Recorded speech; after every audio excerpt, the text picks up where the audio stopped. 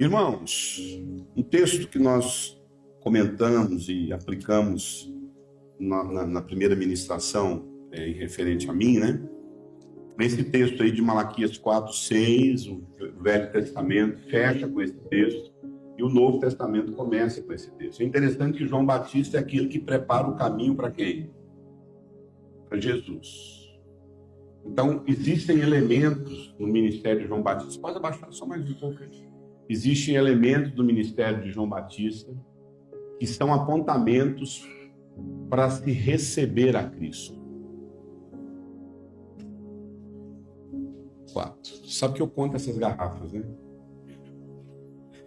Não, eu viajo, porque é o seguinte, essas garrafas, elas chegaram na nossa vida.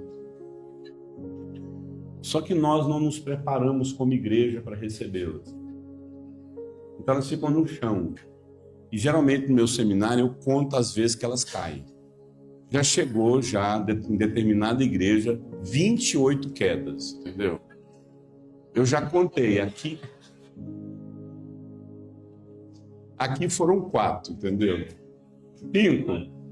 Vai caindo, aí não para. Porque nós não está preparado como igreja, não tem nenhum suporte para essas garrafas. Para vir cair, tem dia quando tem que levantar para o louvor, para a oferta, aí cai tudo. Então, irmãos, João Batista e Malaquias, eles têm a mesma, assim, é curioso a ideia do Velho Testamento se conectar com o Novo Testamento, com esse versículo. Mas o que eu entendo ter a conversão dos pais aos filhos e dos filhos aos pais? O que seria essa conversão do coração, né, como eu disse da outra vez, do coração dos pais aos filhos e o coração dos filhos aos pais? Você sabe o que eu entendo? Que, de um lado, abaixa só um peidinho de mosquito. Só mais um pouquinho. Isso, maravilha. Então eu entendo que o pai diante do filho e o filho diante do pai tem duas posturas, dois movimentos no coração. No coração. A transformação dos sentimentos, das emoções, das feridas do coração. Então, diante do filho, o pai tem uma postura. Diante do pai, o filho tem uma postura. Mas começou com quem, gente? O texto fala que a conversão começou primeiramente em quem? Os pais. E refletiu aonde? Nos filhos. O texto não começa, e ele converterá o coração dos filhos aos pais e dos pais aos filhos. Ele começa, e ele converterá corações, pai, filho, papai. Para que eu não venha e fira a terra com maldição. A pior maldição é a maldição de corações não convertidos, porque é fácil converter Jesus Cristo. A questão é nós nos convertermos uns aos outros, principalmente os pais aos filhos e os filhos aos pais. Então o que eu entendo que é a postura, o movimento, quando o pai está diante do filho e o filho está diante do pai. Então o movimento do pai, a postura do pai é de arrependimento e a postura do filho é de honra. O que eu entendo conversão de pais a filhos, de filhos aos pais? Eu entendo que essa conversão no coração fala: filho, eu errei com você. Eu não te criei com princípios. Eu tomei decisões que afetou sua vida. Então esse é o coração convertido. O coração que está diante dos seus filhos em arrependimento. O arrependimento. E o meu povo, que se chama pelo meu nome, a primeira postura é o quê? Arrependimento. Eu me arrependo, Senhor. Então, diante dos filhos, o pai tem um coração de arrependimento. E diante do pai, o filho tem um coração de quê? Pai, eu te honro. Pai, eu te honro. Agora me responda. Escute. Qual o grande problema que eu lido com praticamente todo o seminário que eu falo desse conteúdo? Amado, isso é assim, que quando a gente vai trabalhando muito com conteúdo, a gente começa a descobrir quais são as reações das pessoas, como é que elas reagem, né, diante de uma mensagem. E às vezes você tem até que trabalhar algumas coisas para poder alcançar melhor o coração das pessoas. Então, se você perguntar para mim assim, Eurípides, na sua experiência com essa palavra de pai se arrependendo e filho se arrependendo, pai se convertendo e filho se convertendo, qual é a palavra que eu percebo? A palavra é: pais têm dificuldade de reconhecer esse arrependimento e filhos têm dificuldade de honrar esses pais. Então, na cabeça do pai ele fala: mas eu não tenho culpa das escolhas que ele fez. E o filho fala: como é que eu vou honrar esse pai que fez isso por mim? Porque o pai sempre, esse é um padrão que se repete na maioria dos eventos que eu participo. A dificuldade dessa pessoa reconhecer. Vou falar uma coisa para você, eu tenho um problema aqui, amado, que eu estou enfrentando. Eu estou com uma prótese aqui. E foi um problema de um dentista que errou lá num procedimento quando eu tinha 18, 19 anos. De 2 canais que ele fez errado. E esse canal desencadeou numa infecção que comeu parte da minha mandíbula, que teve que arrancar os dentes. E uma infecção terrível, né? Que hoje a gente sabe que infecção nos dentes mata. Mas posso falar uma coisa? Se a gente for parar para pensar, não foi o dentista que errou. Quem errou nesse processo? Eu. Tudo começou com uma pequena cárie, que depois virou um problema sério, que depois virou um problema sério, que depois virou outro problema mais sério, que hoje tem risco de vida. Mas começou com uma cárie. Começou com um dente, uma escovação que eu não pratiquei, uma coisa simples. Amado, eu vou usar a mesma expressão que Jesus fala: crede em Deus e crede em mim também. Todos os casos que eu acompanhei, quando você vai entrar na história, você vai ver lá uma negligência de um final de semana que não acontece, uma atenção que não dá. O que é mais traumático? Hoje a Ieda falou sobre trauma. O que é mais traumático? Uma noiva ser traída pelo noivo ou uma esposa ser traída pelo namorado, pelo esposo? O que é mais traumático? Os dois. Os dois. Depende da estrutura de cada um. Ah, mas eu criei meus filhos tudo igual. Esse é o problema. Cada um tem uma estrutura emocional. O que não é problema para um filho vai ser problema para o outro filho. E às vezes você acha que porque sua postura de enfiar no mercado de trabalho, trabalhar e vida ministerial, amado, vou falar uma coisa para você: se tem uma coisa que nós, pastores e líderes, erramos, é achar que só porque a gente está cuidando da obra de Deus. Eu vou falar uma coisa para você, eu costumo falar que essa frase é do inferno. Lá tem um caldeirão no Satanás que ele fica lá rodando aquele caldeirão, aí pula uma frase assim, aí pega essa frase e joga no mundo. Cuida das coisas de Deus, que Deus cuida da sua. Não cuida. Deus não cuida daquilo que é nossa responsabilidade. Não cuida. Se tem uma coisa que é responsabilidade nossa, é cuidar dos nossos filhos. Então, essa frase de que eu não sou culpado pelas escolhas que você fez, tudo bem, você não é culpado da escolha que seu filho fez com a homossexualidade, é uma decisão dele. Mas vamos pensar lá onde começou isso. Na ausência, na superproteção. E qual que é a grande dor que a gente encontra nos filhos? Eu não vou honrar esse homem, eu não vou honrar essa mulher. Então, arrependimento, que então, resumidamente, o que eu entendo? O que eu entendo? Diante dos filhos, os pais se arrependem. Diante dos filhos, os pais se arrependem. Diante dos pais, os filhos honram. E o que os pais têm que arrepender? Olhar para si mesmo. E o que os filhos têm que fazer? Honrar incondicionalmente. Amado, eu não trabalho com exceção, eu trabalho com a regra. Tem exceção? Tem. Mas não é com a regra, não é com a exceção que a gente trabalha com a regra. Tudo que a minha geração de pais irresponsáveis quer é uma exceção para justificar toda a doença que está vivendo dentro de casa. Tem exceções na Bíblia? Tem.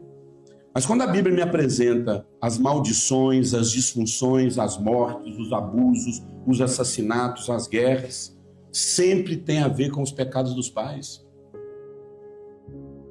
Todos os casos, amados. Todos os casos.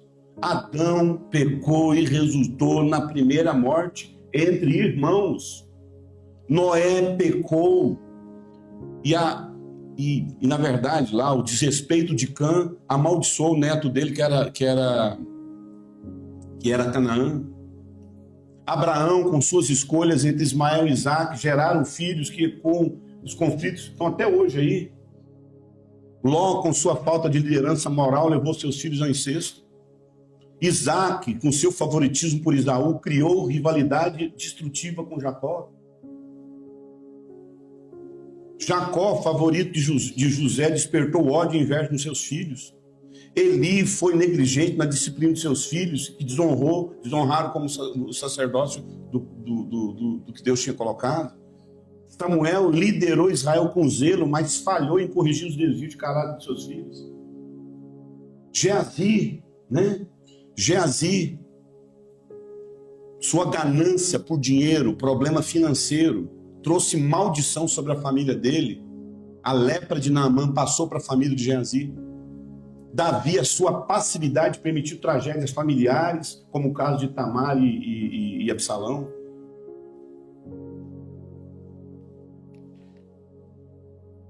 Ezequias, após ser curado, descuidou de preparar sua casa espiritualmente, o rei Ezequias. Manassés, um rei iníquo, que levou todo o Judá à corrupção. Saul, sua inveja, destruiu sua família, afetando principalmente Jonatas.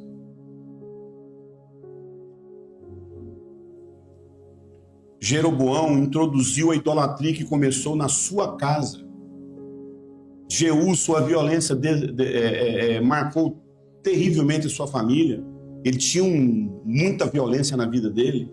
Jefté, um conteúdo muito bem aplicado na EFOL, nem precisa falar. Judá, sua irresponsabilidade, trouxe vergonha e complicações familiares com Tamar. Você está entendendo? Quando você olha para toda essa turma aqui, amado, sempre foi a negligência de um pai. Então, na Bíblia, você vai ver muito mais argumentos para mostrar o erro dos pais do que propriamente um pai que fez tudo certo. Eu não trabalho com a exceção, eu trabalho com a regra. Via de regra, amado, é isso. Então eu preciso trazer para a minha geração essa realidade. Esse tempo atrás saiu um curso pelo 2D de Teologia lá do Iago Martins, que era idolatria familiar. E o tema é o problema das pessoas idolatrarem suas famílias. Eu falei, gente, a minha geração idolatra a família. De onde está todo mundo enfiado no mercado de trabalho, enfiando filho em creche? Entendeu? Amado, maravilhoso a literatura lá do Peregrino, meu Deus. Um dia eu estava lá, saiu o Peregrino lá em filme, Coloquei lá o filme Peregrino. Eu tinha lido Peregrino lá na minha adolescência, e agora saiu em filme, eu estava feliz da vida. De repente eu estou vendo o Fardeiro, lembra do Fardeiro? Chegando diante da família dele, falando, gente, eu entendo que a salvação é individual, mas ele chegou diante da família dele e falou, vamos sumir daqui, porque esse mundo vai ser destruído, vai cair um dilúvio, um problema nessa cidade aqui, vai inundar tudo de fogo, vai derramar fogo.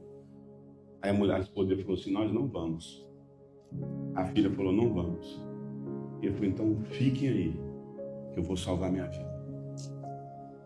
Eu falei, essa mensagem para minha geração não serve. Serviu lá no passado. Para minha geração, falar para o cara correr atrás da salvação dele e deixar a família morrer, meu irmão, isso não é pedagógico para minha geração. Para minha geração, nós temos que bater de frente com a nossa negligência familiar. Então, diante dos filhos, eu preciso estar diante dos meus filhos, me arrependendo. Corações convertidos, pais convertendo aos seus filhos em arrependimento e filhos convertendo aos seus pais em honra. Então, quem fez o meu seminário de disfunção familiar sabe muito bem. Quem já fez meu seminário de disfunção familiar, recebeu meu conteúdo. Eu fico sexta, o sábado, o dia todo falando da disfunção familiar, para depois falar da força dos pais. Por quê? Porque eu preciso que a gente entenda e os pais olhem para dentro deles e falem assim, olha, onde foi que eu errei nesse processo? Entende? Onde foi que eu errei? E ao mesmo tempo eu preciso trazer uma palavra para os filhos e falar, pois é, eles erraram.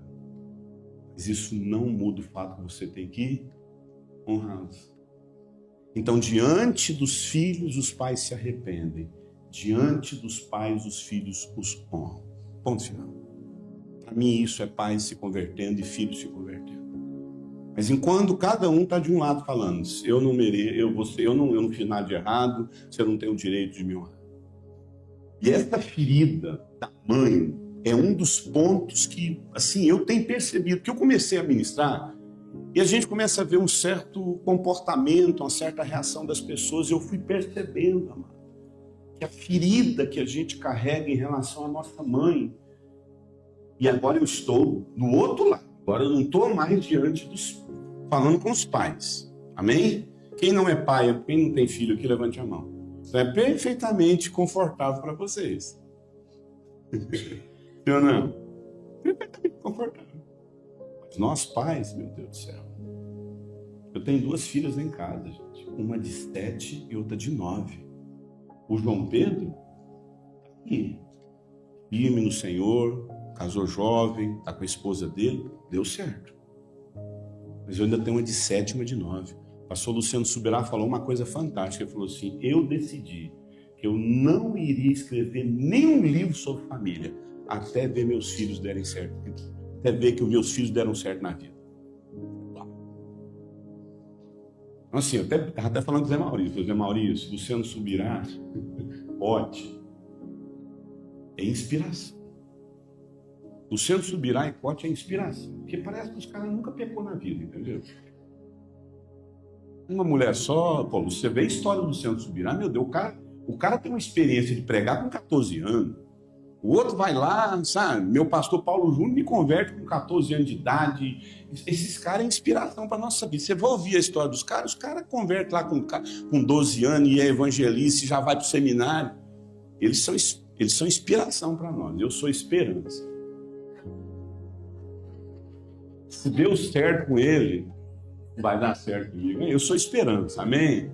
Falei para o Zé, nós somos esperança para as pessoas. Porque olha o estrago que a gente fez na vida. Olha o que Deus fez. Isso é uma esperança para nós. Então, Luciano Subirá, Cote, é inspiração. Tudo que a gente deseja ser na vida. É tudo que você sabe que Deus pode fazer. Mas, então, diante dos pais aqui, diante dos filhos, está confortável. Quem não tem filho, que não tem filho aqui, está confortável. Então, mas quando a gente fala de filho, eu estou falando para quem?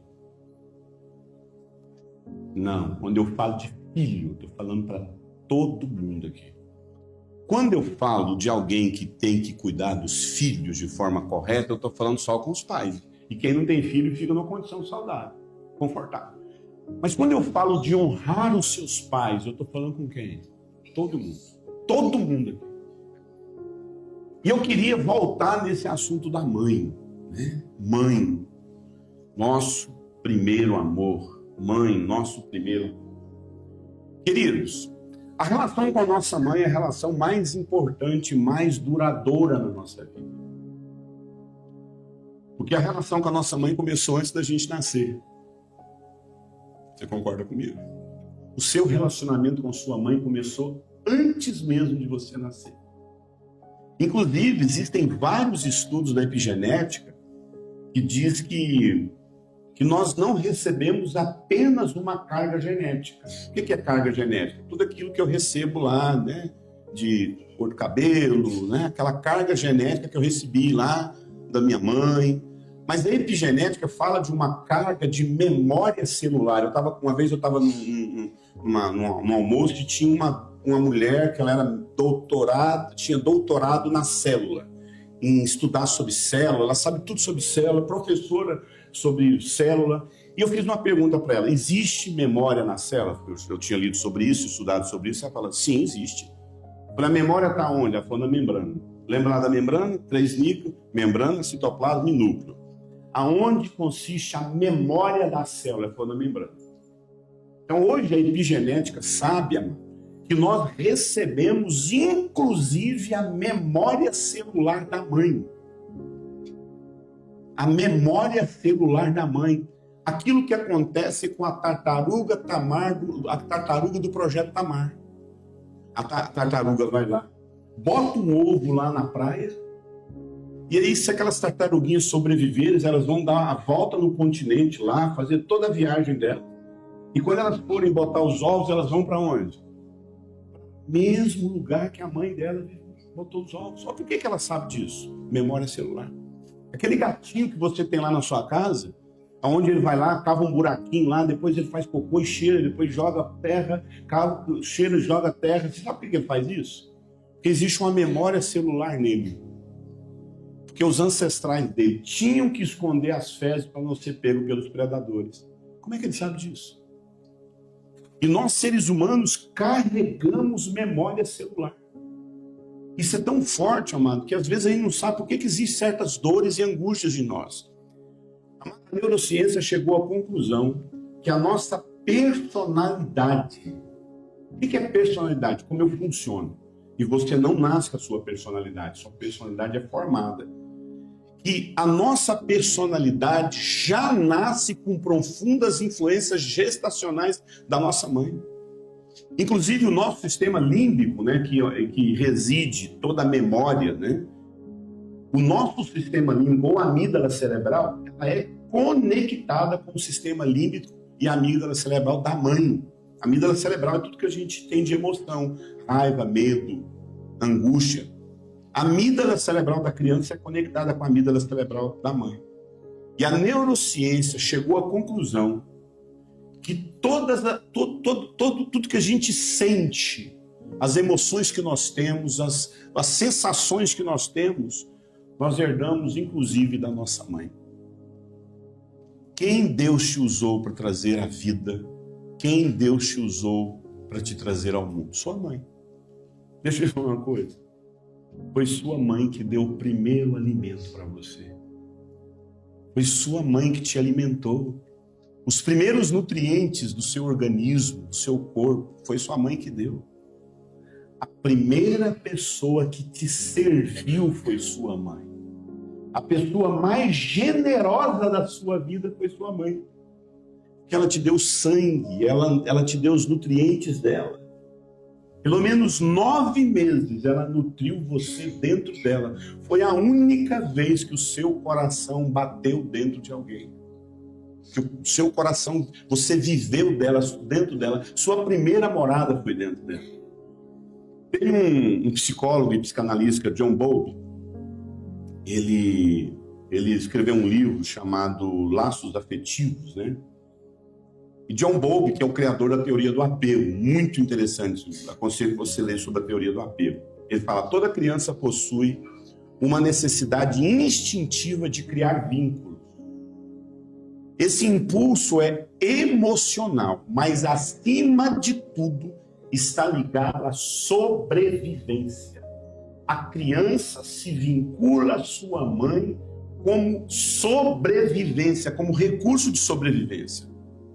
Irmão, você vai ter experimentos na internet de macacos que eles são colocados em várias situações de ausência de mãe, de não ter ali a mãe perto deles, eles enlouquecem.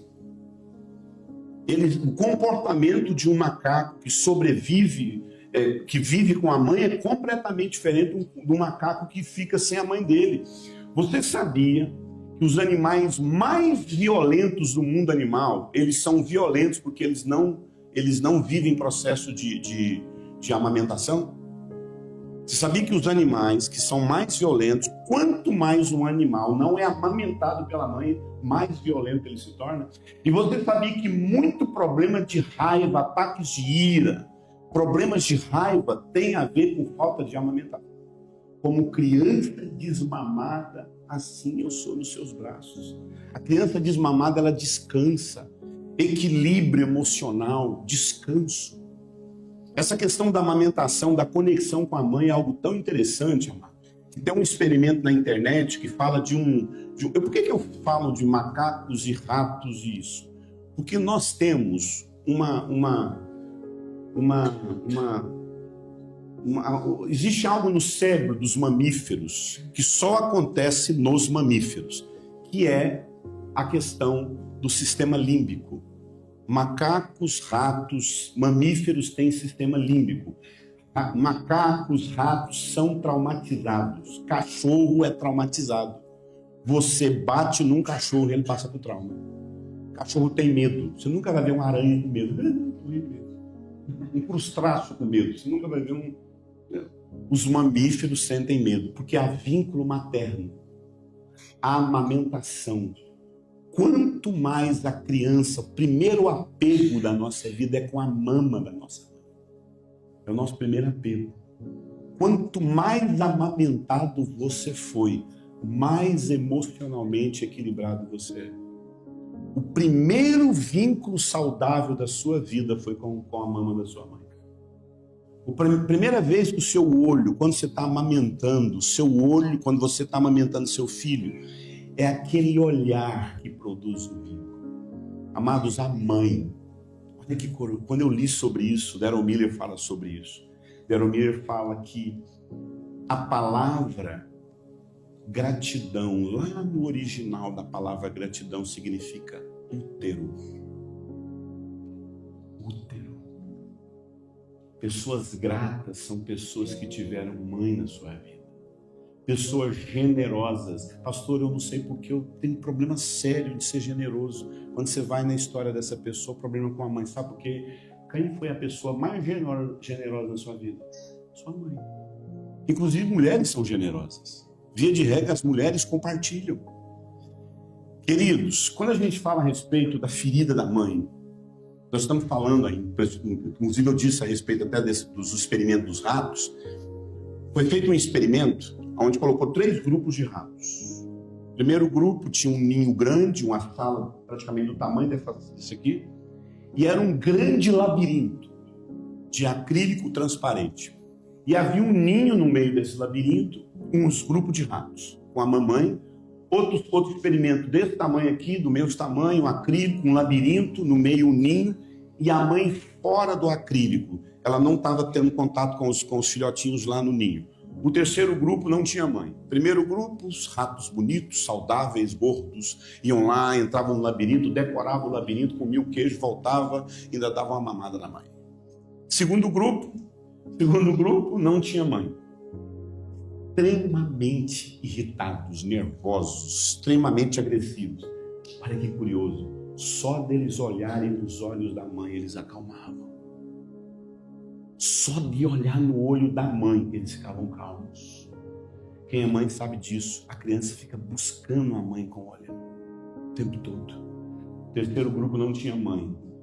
Agressivos, entrava no labirinto, não conseguia decorar, morriam secos de fome. E quando não morria de fome, porque ficava preso no labirinto, eles se atacavam um ao outro até morrer. Foi provado nesse experimento e vários outros experimentos que a mãe é o nosso equilíbrio emocional. Escute, bebês morrem quando não são cuidados. Mas não é uma morte, irmãos. A Ieda falou isso aqui hoje. Mas não é uma morte física. Claro que é. Claro que é. Os bebês, que eles não forem cuidados pelas suas mães, sozinhos, eles vão morrer ali. Sim ou não? Mas essa perda dessa mãe, essa criança que com 4 meses vai para uma creche, essa criança que não tem mãe junto com ela, ela viveu, ela não está escutando os líquidos, mas o primeiro barulho que a gente ouviu foi o coração da nossa mãe. Isso é cognitivo, gente. Criança está com o sistema límbico dela, com a amígdala cerebral, que é a mesma coisa, com 45 dias de vida intrauterina.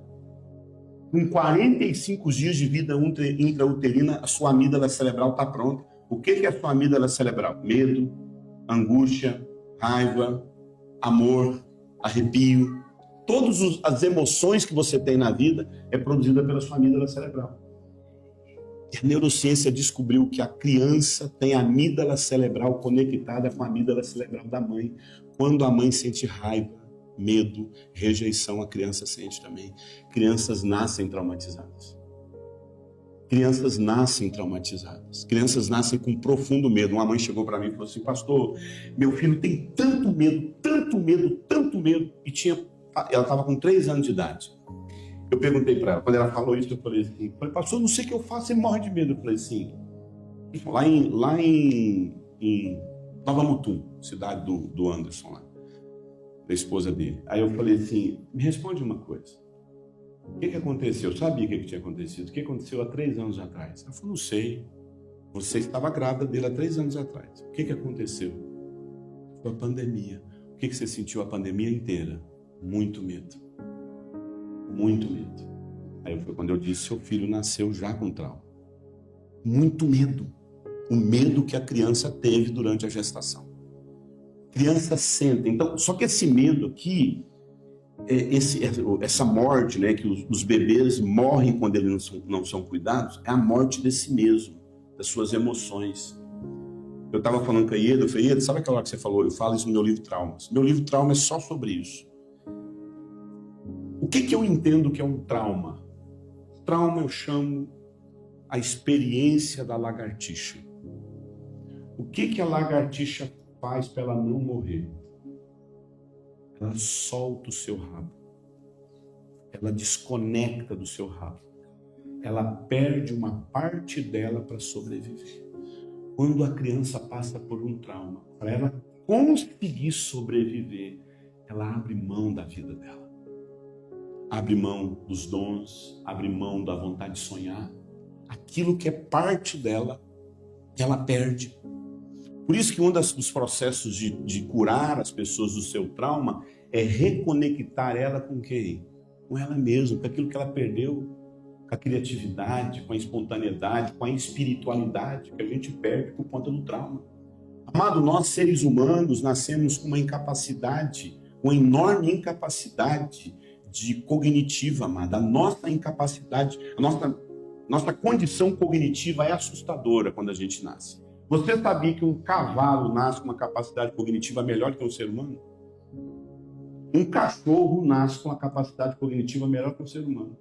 Um cavalo nasce, o que ele está fazendo em poucas horas? Ele corre, pulando. A gente demora 1 ano, 2 anos para andar. A gente só raciocina depois de 3 anos. O nosso cérebro só está pronto com 23 anos de vida. O que é um cérebro maduro? Tomada de decisão, controle de impulso e julgamento. A gente só toma decisões, controla impulso e julga depois dos 23 anos, de forma correta. Nós somos extremamente limitados. Um bebê não tem capacidade nenhuma. O Thomas, se a mãe dele abandonar ele, o que acontece com ele? Ele morre. Morre. Por isso, amado, que nós seres humanos, os mamíferos, mas principalmente seres humanos, nós nascemos com uma necessidade enorme de estabelecermos vínculos. Eu posso pegar um urso panda, colocar aqui dentro de um espaço que tenha lago, que tenha bambus, e eu deixar esse urso panda lá dentro. Esse urso panda vai vir. Eu nunca vi um urso panda. Ele está sozinho lá. Você sabia que ele vai ser um urso panda? Ele vai ser urso panda. Ele vai comer igual um panda. Ele vai gostar do bambu. Ele vai rolar igual um panda. Se eu pegar uma outra gaiola e colocar ali uma arara azul, e eu deixar aquela arara azul lá durante anos, sem nunca ver uma arara azul, ela vai ser uma arara azul? Vai. Ela vai cantar igual uma arara azul. Ela vai voar igual uma arara azul. Mas se eu pegar um ser humano recém-nascido, colocar dentro de uma cápsula, e ele receber respiração, oxigênio, comida, tudo que um ser humano precisa para desenvolver, e ele não ter nada que possa matá-lo, e eu abrir essa cápsula depois de 30 anos, que ele nunca ter visto um ser humano, o que eu vou encontrar lá? Um monstro. Ele não vai raciocinar, ele não vai pensar, ele não vai ter consciência dele. Não há consciência, não tem, você não consegue ter consciência. Ararazu vira ararazu, o urso vira urso, o leão vira leão. O ser humano só é ser humano se o outro existir. Se o outro não existir, o meu eu não existe, não existe fala, não existe percepção. Ele vai se rastejar, ele vai, se ele sobreviver, porque ele vai desenvolver a loucura, ele vai comer a própria língua, ele vai ficar louco. Olha só o quanto nós, seres humanos, temos necessidade do outro. Tem um outro experimento na internet que mostra 3 grupos de crianças. Uma criança diante de uma sala, mesa, brinquedos, a criança senta. O outro grupo, mesa igualzinho ao outro grupo, outra criança, igual a outra sala, os mesmos brinquedos. O terceiro ambiente, a mesma coisa. Só que a primeira criança tem uma mãe saudável, um pai saudável. Eles estão ali vivendo a sua vida de família, funcional, uma família saudável. Com todos os desafios de família, mas família saudável. A criança chega, brinca, e de repente ela fala, quero sair. Por que eu estou sozinha aqui? Alguém abre essa porta, eu quero ir embora. Segunda criança, mãe alcoólatra, pai alcoólatra. Ela senta, brinca um pouquinho, baixa a cabeça, brinca um pouquinho e abaixa a cabeça. A terceira criança tem crise de pânico. Ela não vê os brinquedos, ela encolhe e fica lá. Essa terceira criança, ela mora em lar, casa de passagem, abrigo. Você está vendo? Amado, trauma afeta profundamente o nosso cognitivo. Por isso que o vínculo adoecido,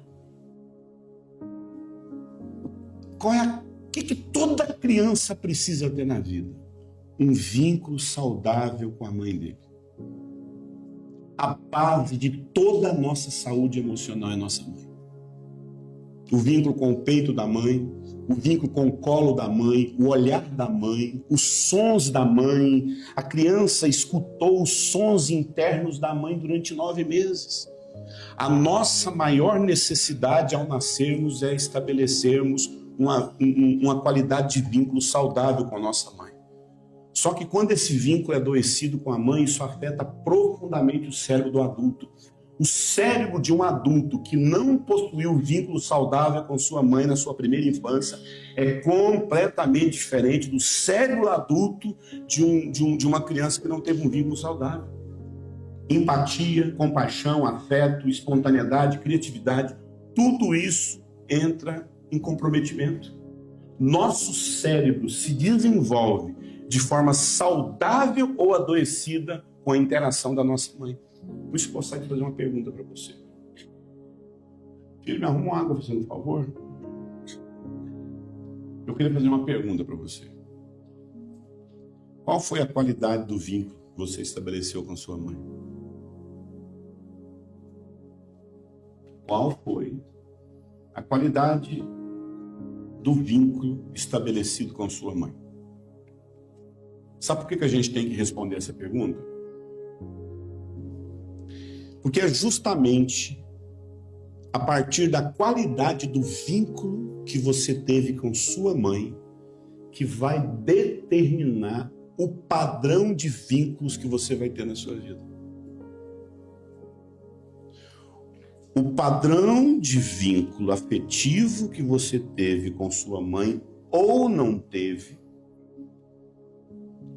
vai determinar a maneira como você se vincula às pessoas. E se esse vínculo que você teve foi um vínculo profundamente adoecido, é quase impossível você ter vínculos saudáveis na sua vida.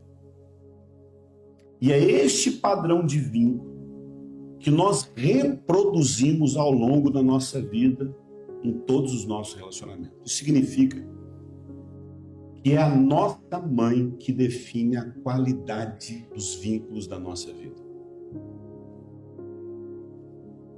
É a nossa mãe.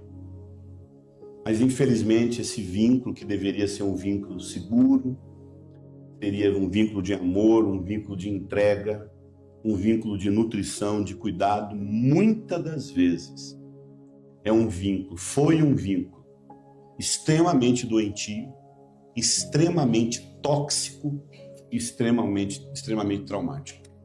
Eu não preciso nem pedir para você levantar a mão aqui. Quem viveu isso? Tem um filme que chama O Mínimo para Viver. Quem já viu esse filme? Muito bom. Por ser palestra, né? Infelizmente a gente tem que dar spoiler. O filme O Mínimo para Viver fala de uma anorexa.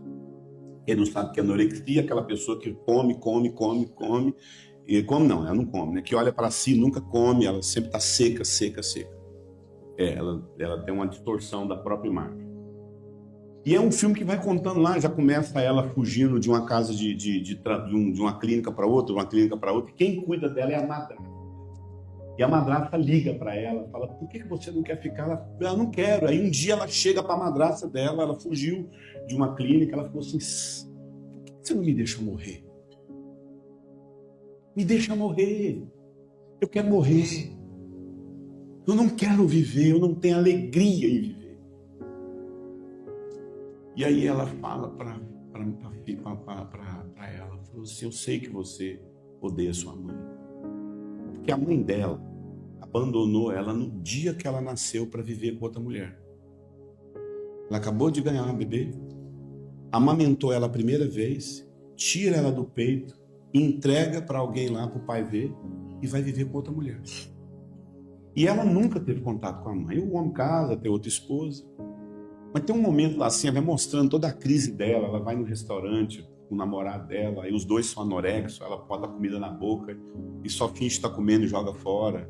Toda hora ela mede lá, ela come alguma coisa, ela vai lá e faz um monte de exercícios para poder perder aquilo que ela comeu. Mas é seca. E tem um momento assim que ela vive toda a jornada de dor dela e ela decide ir na mãe dela. Tem toda uma trajetória dela pegar um ônibus, dela passar por um deserto, tem um deserto que ela desce num ponto antes, e ela vai até chegar na casa da mãe dela. Isso foi minha percepção. Quando ela chega na casa da mãe dela, as duas casadas recebem ela, a outra ficou sem graça, a mãe fica muito sem graça. Ela fala, filha, eu sempre tive muita vergonha de te receber. E ela fala, mãe, eu só estou aqui para te ver. Porque eu quero morrer. Eu quero morrer, mãe. Eu não consigo viver. Eu não tenho alegria na minha vida. E ela fala, filha, eu não tenho como te hospedar, mas eu tenho uma... Não tinha quarto. Mas eu tenho uma cabana. E a cabana tem forma, assim, uma forma de uma barriga. Foi minha percepção. Ela é arredondada. E as duas sentam e a câmera pega assim, mostrando as duas lá dentro e aquela barrigona assim. Ela fala assim, filha, minha terapeuta, que eu tenho muita culpa. Muita culpa. Eu tenho muita culpa por tudo que eu fiz. E eu estava na minha terapeuta e eu falo para ela que você quer morrer e não quer comer. Se eu acho que é porque eu não te amamentei, por isso você não vai te comer. Ela falou, filha, se eu te dar uma mamadeira, você quer viver? Ela não sabe responder. Aí depois que elas tiveram, elas se conectam. O filme mostra assim, a conexão da alma das duas. Ela fala assim, mãe, me dá mamar. Ela deita no colo da mãe. A mãe pega a mamadeira e amamenta ela. E ela fala, mãe, eu quero viver. Queridos, a nossa mãe é a força da vida. Pessoas que têm problema com suas mães não têm alegria de viver. Por que você acha que não quer viver? Por que você não tem alegria de viver? Quando você vai na história das pessoas, é muita dor. Eu fui abandonado por minha mãe. E eu era um cara muito doido, gente, assim, muito doido. Sabe? Muito doido, meu Deus do céu. E quando eu comecei a estudar sobre maternidade, cara, assim, parece que tem aquilo que eu já vivi de me reconciliar com a minha mãe no meu coração e perdoar meu pai. Eu comecei a estudar sobre a questão do feminino e eu comecei a perceber, Deus, o tanto que eu queria me conectar com essas mulheres, mas não era minha mãe. E hoje foi feita essa pergunta sobre cuidado, né? E eu queria responder, depois eu falei, não, vou responder na hora lá. Quando eu fui escrever sobre mãe, sobre estudar sobre mãe, tem mais ou menos uns 3 anos, eu literalmente fiz um mergulho. O Paulo falou isso hoje. Tem pessoas assim que para ministrar são pura emoção. Eu sou pura emoção. Eu entendi que eu sou assim, eu me conecto com as dores das pessoas e eu vou ali, é assim que Deus me usa. Eu comecei a chorar demais nas minhas pregações. Eu falei, Deus, do que eu estou chorando? Ele falou assim, eu uso o seu quebrantamento para quebrantar as pessoas. E eu comecei, e uma das coisas que eu fiz para conseguir descobrir foi uma pergunta, foi uma aula que eu dei. Talvez você que já me ouve há muito tempo já ouviu falar isso. Se você me ouviu falar, você levante sua mão. Já ouvi você falar isso. Eu sempre falei o seguinte, alguém pergunta para mim, o que você sente pela sua mãe que te abandonou? Eu tinha 1 ano e 3 meses, ela literalmente me deixou na porta da casa de alguém. Eu falei, gente, eu não sinto nada por minha mãe. Minha mãe é como se fosse uma tia distante. Quem já ouviu falar isso aqui? Minha mãe é como se fosse uma tia distante. Não tem sentimento nenhum por ela. Eu vi minha mãe 2 vezes na vida. Mas eu converso muito com a minha mãe, mando mensagem para ela, tal, no WhatsApp. Eu tenho 36 anos que eu não vejo minha mãe. Eu vejo ela, falo com ela por internet. Mas alguns anos atrás, eu liguei para ela e falei assim, mãe, minhas filhas já estão grandes já, você até hoje não conheceu minhas filhas, eu queria muita gente. Eu estou programando com a minha esposa aqui, nós vamos no Natal aí. Não vai vir, não. Não vai vir, não. Aí eu cheguei para o Zan e falei assim, meu amor, minha mãe falou que não é para ir de lá. Aí o Zan falou assim, como é que você sente sobre isso? Eu falei, nada. Eu fico preocupado com isso. Eu falei, por quê? Meu amor, como é que você não sente nada? Você tinha que sentir pelo menos raiva. Eu falei, meu bem, eu nunca... O que eu vou sentir? Eu já perdoei minha mãe.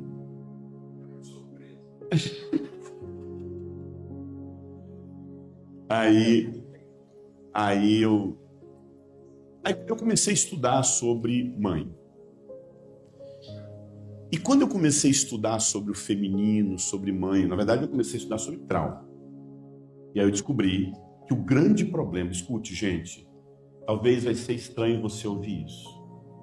Eu cheguei à conclusão que a ferida paterna é mais fácil de curar que a ferida materna. Eu cheguei à conclusão que perdoar os nossos pais é mais fácil do que perdoar a nossa mãe. Nós resolvemos o nosso problema com o nosso pai assim. Homem resolve o problema muito fácil. O masculino resolve o problema rápido. Mas é incrível como a gente não consegue resolver de imediato o nosso problema com a sua mãe. Porque parece que a nossa mãe está conectada com tudo dentro de nós. Você sabia que até os traumas errados, as impressões erradas que a gente tem com o nosso pai, quem foi que gerou? A mãe. Você sabia que nós pais só sabemos que a gente é pai porque uma mãe falou que a gente é pai? Irmão, se uma mulher não chegar pra gente e falar assim, ó, você tem filho, eu nunca vou estar sabendo. E a gente é pai porque ela falou que a gente é. Por isso que eu falo que todo homem é pai de fé, porque... Não sei se você sabe, na África, o filho quem herda não é o filho não, é o sobrinho. Por que é o sobrinho? Porque é certeza que é parente da mulher lá. Ué. Mas a mãe, amados, é a mãe. Escute, quem apresenta a imagem do pai é a mãe.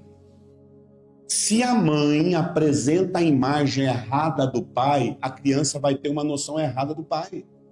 A igreja é mãe ou é homem? A igreja é feminina ou masculina? A igreja. Qual que é o gênero da igreja? Feminino. O irmão aqui, o barbudão, o Sandro, ele vai falar, Jesus, eu sou sua noiva. Tá lá, os homens, não é noiva, a gente está aqui, Jesus, eu sou sua noiva. Então, Jesus, a noiva, é o feminino.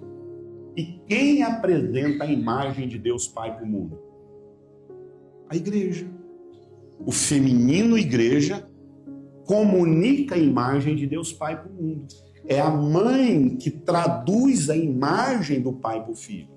E se essa imagem for deformada, a imagem do pai vai ser deformada. E eu estou convicto assim que realmente a grande ferida da nossa vida é a nossa mãe. Quando a gente vai olhar para todos os comportamentos da nossa vida, você sempre vai ver problemas sérios em relação à nossa mãe. E eu comecei a estudar sobre isso e eu fui percebendo essa ferida. Eu falei, Deus, será que existe? É porque eu não estou com a foto aqui. Deus, será que existe mesmo coisas que não estão resolvidas em mim? E eu ensino muito sobre as doenças psicossomáticas. Que a nossa alma fala, o nosso corpo fala da nossa alma. Pele, problemas de pele, problema de garganta, problema de estômago, problema de cabeça, sabe? E aí eu fiz uma oração, eu estava em Caxias do Sul, cheguei no hotel, e quando eu cheguei no hotel, eu recebi uma chamada, uma mensagem no WhatsApp da minha mãe. Meu filho, eu tô com uma conta aqui de R$4.500, você vai pagar, viu? Você nunca me deu nada.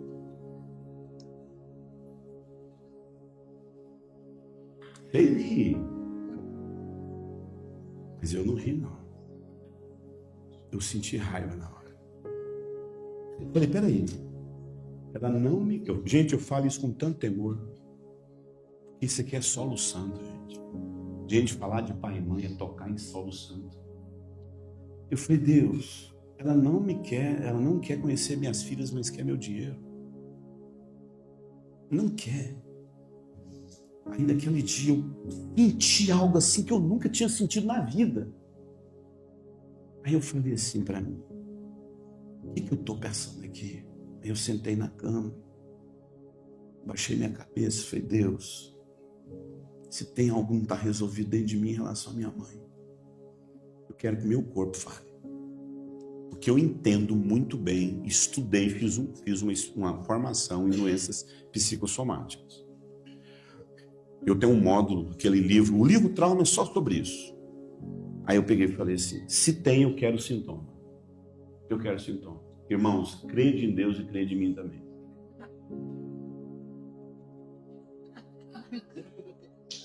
Você viu, não viu como é que eu fiquei, viu? Foi ou não foi assustador? Gente, no outro dia eu acordei como se fosse lepra. Todo o meu corpo tinha feridas enormes. Todo lado. Gente, doía essas feridas. Eu tenho ferida com a minha mãe. E eu procurei terapia.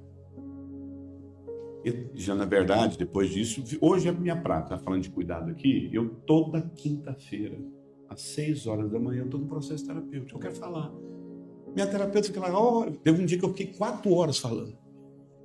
4 horas. Querido, escute. E comecei a mergulhar na minha alma, entender, compreender, tentar acessar a memória. Sabe por quê, amado? A mãe é a memória da vida. Você sabia que pessoas que têm problema com mãe não conseguem lembrar da infância? Mãe é memória, é mãe que tira foto, é mãe que fala, é mãe que conta a história. Eu não tinha memória. Amado, eu não lembrava nada da minha vida antes dos 6 anos de idade. Nada. E eu lembro que no meu processo terapêutico eu comecei a mergulhar dentro de mim e perguntar a respeito do que eu vivi e tal, da minha mãe e tudo. E eu lembro que eu estava fazendo comida e eu gosto demais de assistir Masterchef. Eu gosto de assistir Masterchef na hora que eu estou fazendo almoço. Eu coloco o meu tablet lá, fico fazendo comida. Eu gosto de fazer comida e estou ali. Gente, de repente, alguém foi apresentar uma batata frita para o Jacan. Quando o Jacan pegou na batata frita e falou assim, eu lembro da minha mãe, ele falou. Na hora eu vi aquela memória. Eu vi minha mãe, eu com 3 anos de idade, ela visitando uma vez, eu lá na casa da minha tia e fritando batata paleta. quando eu lembrei disso, eu falei, Deus, eu lembrei da minha mãe. Eu falei, obrigado por essa memória. Tempos atrás, eu estava vendo um processo, eu meditando e pensando, escrevendo um livro. Gente, teve um dia, quando eu estou com 50 páginas escrito o livro, é toda essa jornada minha de cura em relação à minha mãe. E tempos atrás eu estava escrevendo sobre isso e eu estava no hotel e de repente... Porque se você perguntar para mim, Eurípides, qual é o maior presente que nossos pais podem nos dar? A nossa vida. Isso é suficiente. Amém, irmã? Eu vou falar isso daqui a pouco para vocês. Gente, só o fato do seu pai ter dado vida, sua mãe ter dado vida a você, já é suficiente para você honrá-los. Amém? Porque você não honra pelo que eles fizeram. Se o seu pai cuidou de você, se o seu pai foi referência para sua vida, se sua mãe cuidou de você, se eles foram referência, levanta a mão para o céu 3 vezes no dia e aplaudir de pé. Louvo a Deus. Mas se não houve nada disso, nem te reconheceu, nem te registrou, eu sou grato. E eu vou ensinar isso daqui a pouco para vocês. Mas na hora que eu estava escrevendo lá o livro Coração Materno de Deus, que eu não sei se vai ser esse livro, esse tema, eu fiz uma pergunta para mim. O que há de mais precioso que sua mãe te deu? Eu falei, a vida. A vida. E eu sou grato disso, mãe. Olha o filho que a senhora teve. Olha que maravilha de filho. Olha que homem de Deus. Olha que homem que está mudando essa geração. Gente, eu ouvia meu pai falar comigo. Meu sonho é te ver muito. Meu sonho é receber a notícia que um caminhão passou em cima de você. Irmãos, são as mentiras que a gente vai acreditando na vida. Mas eu passei por processo de cura na minha vida. E hoje eu sei que eu sou uma voz da minha nação. E eu estava louvando a Deus de falar, mãe, o seu fruto deu certo. Mãe, o seu filho deu certo. Eu não sei se você vai alcançar isso que eu vou falar aqui. Eu só vou compartilhar o que eu vivi. E eu estava lá assim, e eu estou escrevendo, né? E foi muito forte. Teve um dia que eu tive que até parar de escrever, porque eu estava pensando muito em toda a dor da ferida causada pela mãe. Eu fiz uma pergunta para mim, eu falei assim, qual foi a segunda coisa mais importante que sua mãe te deu? Na hora veio a resposta. Você sabe qual foi a segunda coisa mais importante que minha mãe me deu? A rejeição dela. O abandono dela. Você sabe por quê? Eu iria enlouquecer. Se minha mãe cuida de mim, se a minha mãe fica comigo, eu ia ficar louco. A melhor coisa que ela pôde me dar foi o abandono. Minha mãe me abandonou para eu não enlouquecer. E eu falei, mãe, obrigado por não ter vivido comigo. Você consegue entender isso, gente? Você consegue entender? É muito difícil entender isso, gente. De você olhar para tudo que eu vivi e falar, se eu tivesse... Por que eu estou falando isso? Deu um telefone que a Maria toma conta da minha agenda. Esse telefone deu um problema lá, ficou um tempo comigo. Aí eu consegui lá ligar ele, eu liguei ele junto, estava eu, Maria e João Pedro, e fazia mais ou menos assim umas 2 semanas que eu não acessava esse telefone.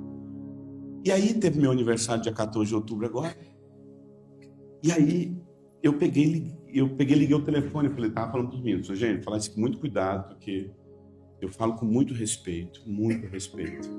Minha mãe nem me ligou no meu aniversário. Me deu parabéns, tudo. Aí eu liguei o celular. Quando eu liguei, tava lá várias mensagens dela. Eu falei na frente deles, mandou uma mensagem para mim aqui. Você não vai me dar o dinheiro, né?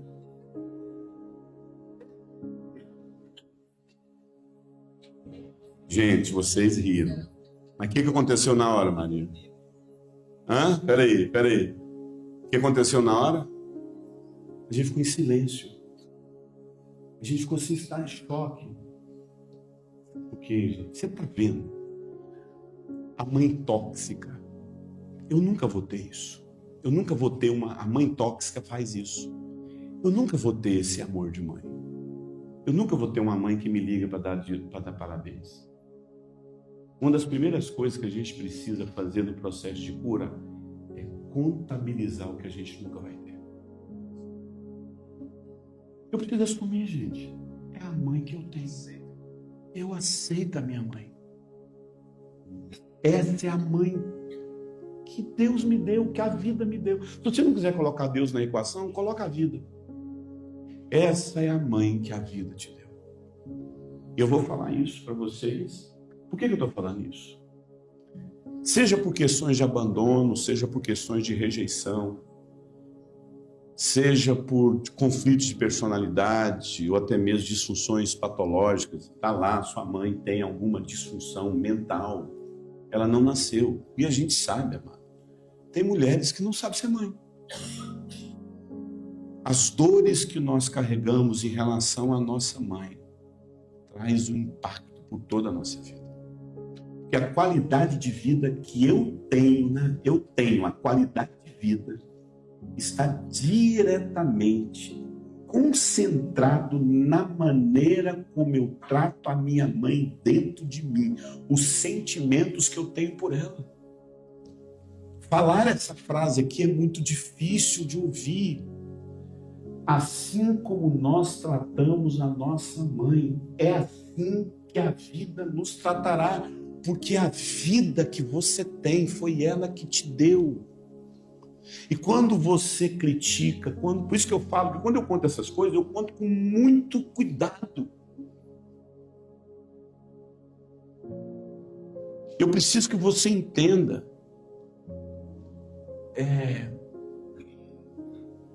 Por que as pessoas não conseguem olhar para a própria vida e conectar a sua vida aos sentimentos que ela carrega dentro de si? Converter ao Pai. Eu tenho que converter. Sabe que o João Pedro tem que converter a mim, gente? Você acha que o João Pedro precisa se converter a mim? Por que o João Pedro não precisa se converter a mim? Porque tem um Pai presente na vida dele. Eu não tenho mais a passar por processo de conversão. Por que nós temos que converter os nossos pais? Porque a gente está distante deles. Por que eu me converto a Deus? Porque eu rompi com Deus. Por que nós temos que converter os nossos pais? Porque em algum momento da nossa vida a conexão se perdeu. A ruptura aconteceu. Escute, amado.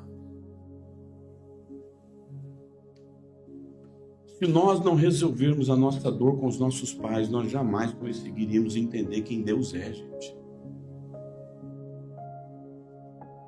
Por isso que eu tenho um grilo com esse negócio de pai espiritual. Respeito. Amém. Tá lá. Mas na boa, gente. Na boa.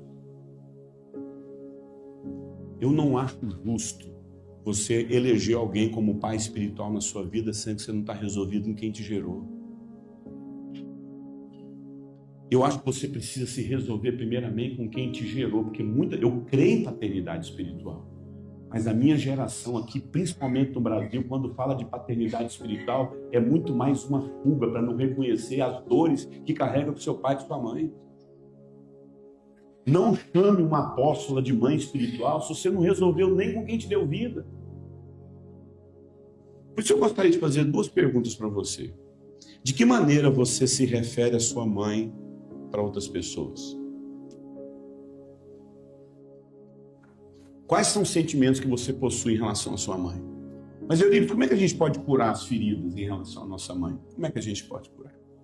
Querido, curar a ferida com a nossa mãe, primeiro, é um processo longo. Se você perguntar para mim, Eurípides, de 0 a 10, quanto que você já olha para o seu coração e vê o seu coração curado em relação à minha mãe? Gente, em relação ao meu pai, eu posso dizer para você, 100%. Eu sou resolvido com meu pai. Até que eu escrevi o meu primeiro livro e dediquei para ele. Gente, eu resolvi meu coração em relação ao meu pai. Isso é todo processo. Né? Carência foi processo terapêutico da minha vida. Cada vez que eu contava que eu prego carência, é reviver tudo aquilo que eu vivi e ressignificar isso. Então, se você perguntar para mim, quando que eu já resolvi meu problema com minha mãe, de 0 a 10? 2. Porque são fases. Primeiro você se esvazia da dor. Se esvazia da dor. Eu vou falar isso aqui. Você tem que se esvaziar dessa dor. Esvaziar da dor é vomitar. Vomitar toda a dor. Processos terapêuticos. Discipulado. Gabinete pastoral. Se esvaziar. Falar. Dar voz a uma criança que nunca teve voz. Mas é um processo longo. Segundo processo é aceitá-la exatamente como ela é. Esta é a mãe que eu tenho. Quando eu aceito a minha mãe, eu aceito. Gente, o que marcou a sua conversão? Aceitar. O que marcou o seu casamento? Você concorda quando alguém fala assim, não, eu tenho Deus no meu coração, esse negócio de aceitar, tudo. Não, mas eu tenho Deus no meu coração. A gente acredita nisso? Se você, na hora do casamento, fala, não, brincando, não aceito a pessoa como meu legítimo esposo. O que acontece? Cancelou o casamento, tem que marcar outro. Deixa eu te falar uma coisa. Aceitar é um dos principais passos na transformação, na aliança. Como é que eu me converto à minha mãe? Como é que eu me converto ao meu pai? Eu aceito vocês. Esse é o pai. Essa é a mãe. É isso aí. Porque quando você não aceita a sua mãe, você faz sua esposa de mãe. Você vai atrás de mulheres para tentar preencher o vazio que está dentro do seu coração. Essa é minha mãe. Mas, Eurípides, eu estou aceitando quem me abusou. Não, você não está aceitando quem te abusou. Eurípides, eu estou aceitando quem me rejeitou. Não, você está aceitando quem te gerou. Você está aceitando o lugar de mãe no seu coração. É minha mãe. E eu honro o que ela fez por mim. Eu honro que a missão dela na minha vida, o que ela fez de mais importante na minha vida, que foi a minha existência. E como é que eu curo? Se esvaziando, mas primeira coisa, você precisa fazer isso, reconhecendo, aceitando exatamente como ela é. Aceitando. Ele diz, como eu sei que eu estou carregando feridas emocionais, bloqueios emocionais dentro de mim, em relação à minha mãe. Gente, quando uma mulher rejeita a mãe dela, ela está rejeitando o feminino dela. Quando a mulher rejeita a mãe dela, ela está rejeitando o feminino dela. Então, olha só. Vem cá, Simone. Fica aqui na minha frente. Sabia que eu te amo de graça, né? Te amo demais. Então, escute. Você representa a mãe, tá? Vem cá. Vem cá você. Vem cá você. Você representa os nossos pais. Fica aqui. Você representa os nossos pais, você representa nossas mães. Vem cá. Você representa a filha. Escute, gente. A gente sai da nossa mãe. Né? Todo mundo sai de uma mãe. E eu preciso aceitar essa mãe. Eu recebi a semente, eu tenho que aceitar esse pai. O meu pai. Então, mulheres saem das suas mães, aceitam as suas mães. Força dos Pais, eu ensino isso muito bem. O que é aceitar a mãe? Eu aceito o feminino, eu aceito a gestação, eu aceito a amamentação, eu aceito o lar, eu aceito o acolhimento. A mãe é acolhimento, o pai é impulsionamento. A mãe nos acolhe, o pai nos empurra para a vida. A força da mãe é a força das relações, a força da família, é a força da mesa, é a força do lar, é a força da comunhão, é a força do acolhimento. O pai é a força da projeção, do empreendedorismo, do mercado de trabalho, da faculdade, a força da vida. A mãe nos apresenta o lar, o pai nos apresenta o mundo. A mãe puxa para casa, o pai empurra para o mundo. Mãe quer todo mundo dentro de casa, pai quer todo mundo resolvido na vida. Mãe fica feliz quando ela é visitada pelos filhos, pai fica feliz quando ele está dando certo na vida. É aquilo que eu falo, imagine se tivesse uma mãe lá na parábola do filho pródigo. Cadê meu menino? Não, meu amor, peraí, meu bem. Você tá entendendo? O menino veio falar comigo, tá querendo começar a vida dele, pediu dinheiro. Que pediu o dinheiro dele? Que história eu conheço? Você não conhece, você não sabe o que acontece dentro dessa casa. Você sabia que os dois estão brigando?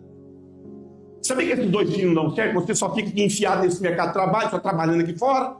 Nunca está dentro de casa para saber o que está acontecendo. Eu sei o que está acontecendo lá dentro de casa. Eu vou falar uma coisa para você.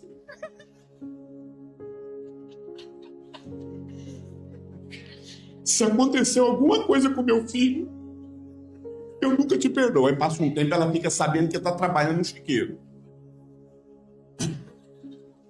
Eu fiquei sabendo que o meu filho, que tem casa, que tem mãe, está trabalhando, comendo comida de porco. Você levanta essa bunda dessa cadeira aqui e vai atrás do meu filho agora.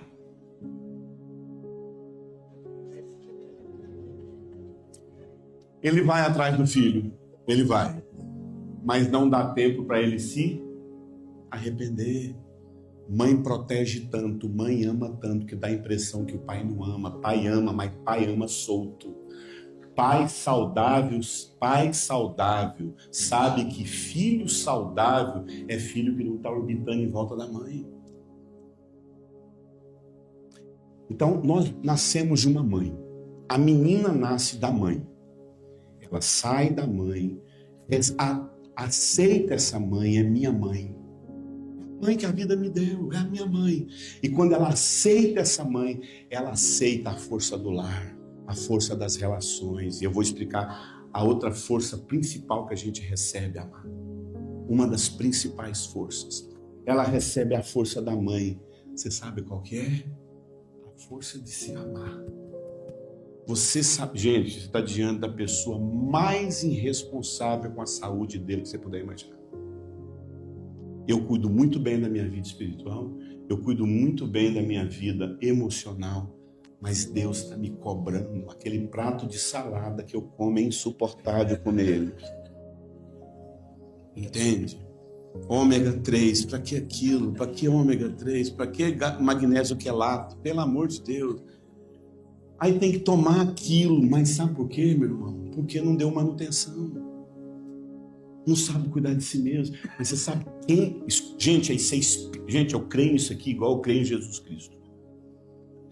Escute. Quanto mais você foi cuidado por uma mãe, mais você sabe se cuidar. Mais você se ama, mais você se cuida. Sabe, gente resolvida, gente assim, sabe, que cuida de si mesmo, cuida da sua saúde, não tem problema de obesidade, não tem problema de pele, não tem problema de estômago, não tem problema de garganta. Você vai ver a mãe, presença de mãe, foi cuidado pela mãe. A mãe é a força do cuidado, a mãe é a força da nutrição, a mãe é a força do acolhimento.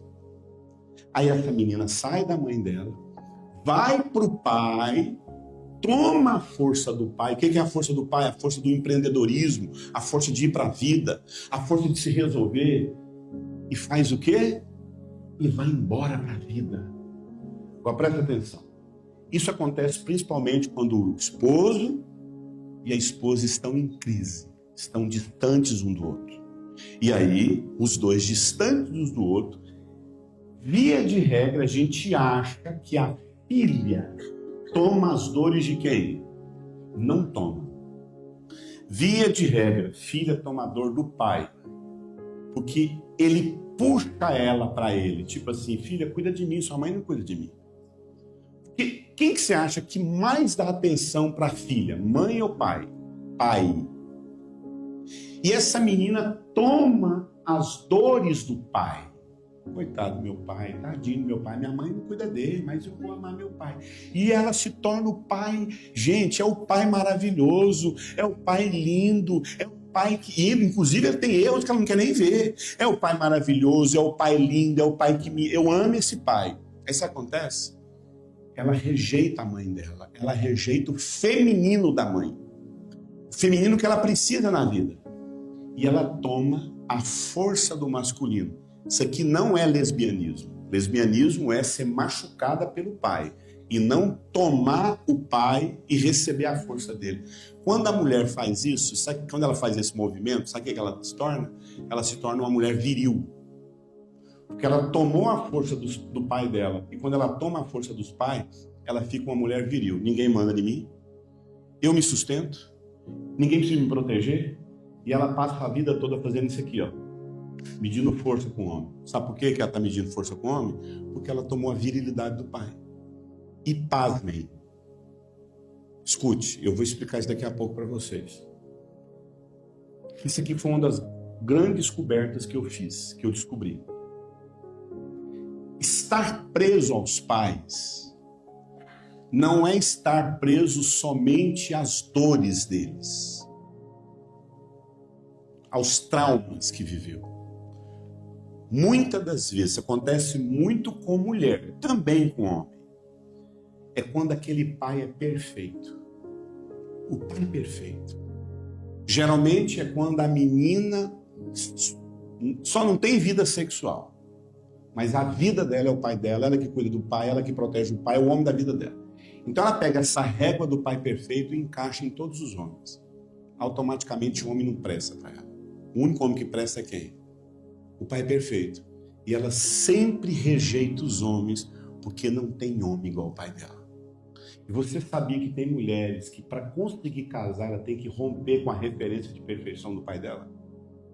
Você não consegue ter homem na sua vida porque você mede os homens pela régua do seu pai.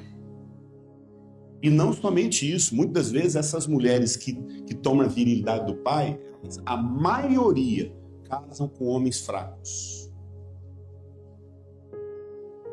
Se tornam mulheres sozinhas, entupidas de caroços.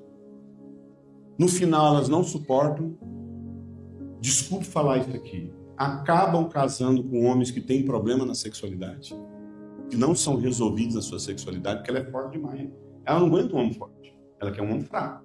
Não só no caráter, como na sexualidade. Obrigado. Então, obrigado. Então, escute. Por que eu estou falando isso? Que quando nós excluímos, quando nós criticamos, quando nós julgamos e exigimos e desprezamos a nossa mãe, perdemos o prazer de viver, foi o que eu falei para você. Não tem alegria na vida, gente. A alegria da vida, a alegria de gostar de viver. A maioria das pessoas que eu converso que tem vontade de morrer, quando você vai na história dela, problema com mãe. Não tem vida. A história lá do menino para viver. E aí eu preciso voltar nesse assunto, que aconteceu comigo. Eu estou aprendendo a cuidar de mim. Porque eu conectei com meu pai. E quando eu conectei com meu pai, o que aconteceu comigo? Para onde eu fui? O Brasil. Gente, meu pai era caminhoneiro. Meu pai viajou esse Brasil inteiro exportando madeira do Pará. A vida do meu pai era faria. Eu fui nesse lugar. Meu pai pisou em todos os estados do Brasil como caminhoneiro. Meu pai dirigiu 35 anos o caminhão. Querido, quantas vezes no meu processo de cura com meu pai, isso aqui é processo terapêutico. Sabe o que eu fazia, Cote? Eu dava um jeito de achar um posto de caminhoneiro dormindo. Eu ia lá e respirava o cheiro de caminhão. E eu lembrava do meu pai. E ninguém me ensinava isso. Eu vivi, gente, aqui nessa base, 10 a 15 anos de cura em relação ao meu pai. Falar para vocês que a minha ferida está curada em relação ao meu pai é legal você ouvir agora, mas eu estou falando de mais de 10 anos de cura. Mais de 10 anos de processo de cura. De chegar assim naquelas lugares que ficar ouvindo o barulho dos caras batendo os pneus para confiar. Eu lembro, meu pai batia, pegava um martelinho assim, ó, no pneu para saber se o pneu estava cheio. Aquele barulho de tsh. Eu parava lá assim, falei, sabe que meu pai já esteve aqui? Meu pai já esteve aqui. Sabe que meu pai já esteve aqui? E todas as vezes que eu vivia isso, eu ia amando mais meu pai. Eu ia amando. Mas nunca é cobrança. Gente, não se cobre para amar seus pais. Primeira coisa que eu vou ensinar para vocês: só aceite. Eu aceito. E quando eu aceitei, aí eu falo isso lá em Carência, eu falo isso na Força dos Pais, eu quero me dedicar à mãe. Quando eu aceitei o meu pai, eu recebi a força do impulsionamento, a força do empreendedorismo. Amado, gente, eu penso em projeto 24 horas. Se eu ligo para o Cote 10 vezes no mês, 9 meses é para falar de um projeto que está na minha cabeça. O que você acha de fazer isso? Minha cabeça é projeto, empreendedorismo. Mas eu fui curado, amado, eu era o cara mais irresponsável que você puder imaginar. Tudo que eu começava, não terminava. Empreendedorismo, o pai te impulsiona. E a mãe? A mãe te ensina a se amar, a gostar de família, a gostar de lar, a valorizar a esposa, a valorizar a filha.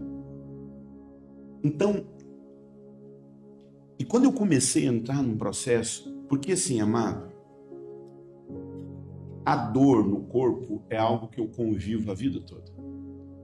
Eu tenho dores do alto da cabeça aos pés. Eu lembro do corte, eu falava para ele de coluna, lembra? Várias vezes eu falava por dores. E quando eu comecei a entrar num processo terapêutico, as feridas que nasceram dentro de mim, muitas dores continuaram. Muitas dores. E eu falei assim, mas eu entro dentro de mim, eu mergulho dentro de mim mesmo, e choro, tem que chorar, amado, e chora, e fala, e vomita, e põe para fora. Por que eu ainda continuo com certas dores? Sendo que eu entendo essa questão das doenças. E eu recebi um sopro no meu coração, assim, no meu espírito, na minha alma. Sabe o que Deus falou comigo? Eu não quero tirar a dor do seu corpo. Eu quero que você aprenda a cuidar de você. Quando você aprender a cuidar de você, as dores vão embora. Você precisa aprender a parar de comer, você precisa aprender a parar de comer doce, você precisa aprender a cuidar da sua vida. Cuide do seu corpo e a dor vai embora. E por que eu nunca cuidava do meu corpo? Porque ninguém cuidou de mim. Eu sempre era jogado na casa de uma tia, na casa de um tio, sabe? Eu sempre fui aquele que sempre alguém estava me encaixando ali. Eu sempre estava na casa de um, na casa de outro. Quem leu Carência sabe como é que é essa trajetória que eu vivi. Por que eu falo isso, amado? Esse bloqueio da gente não cuidar de nós tem a ver com a nossa mãe. Principalmente nossa saúde física e emocional. Equilíbrio emocional tem a ver com mãe. Transtornos emocionais, transtornos de personalidade, transtornos alimentares, obesidade, anorexia, depressão, suicídio, compulsões, ansiedade, ataques de ira, vício. Pastor, eu não sei porque eu tenho uma ira dentro de mim.